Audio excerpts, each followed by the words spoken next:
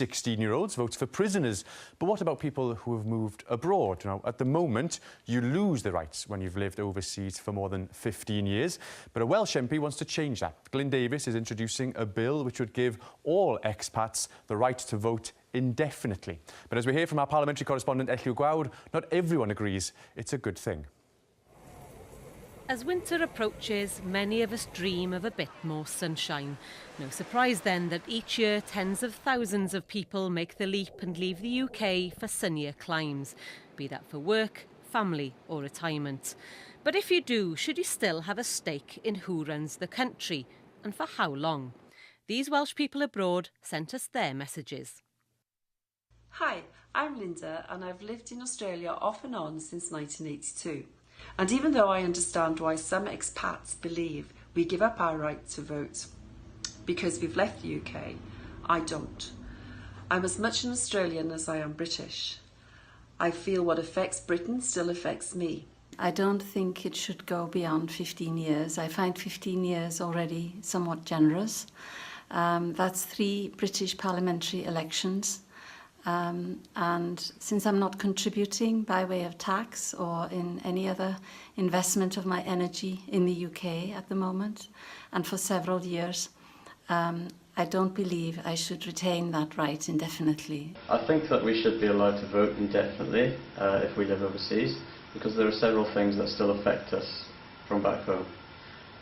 First of all, we're affected by things like the legislation for pensions, legislation for taxes, and the French also have 11 constituents for overseas people. Currently, British citizens living abroad can continue to vote in the constituency where they were last registered for up to 15 years. That could soon change. An awful lot of them they've got children living here, they've got friends living here, they maybe have their property here. There's a whole range of issues they might want. I don't expect everybody living overseas is going to want to vote, but a lot of them do want to. There are a lot of pension connections in terms of they still have their pensions here because a lot of them have worked here. The companies they worked for are very often based here, and the reason they're abroad is because they're working for a British company.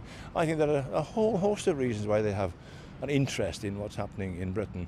And for those who are interested, I like that we have the freedom to vote. Around 1.4 million expats are currently eligible to vote in UK elections, but only about 20% of those, around 285,000 people, registered to vote for the 2017 general election. Previously, no more than 35,000 had registered to vote.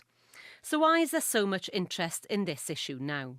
I think that it's particularly come to light at the moment because there has been an upswing in the number of British people who live overseas who are registered to vote because of changes to the overseas registration system.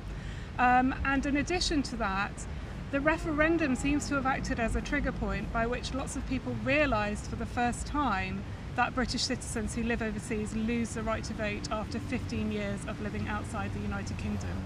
But others are questioning why the government is supporting this now, instead of supporting further electoral reform, including votes for 16 and 17-year-olds. What you will see with this particular government is that they will champion methods which will suit them and be electorally advantageous to them. So things like the boundary review, this example of this private members bill, the refusal to have improvements to voter registration.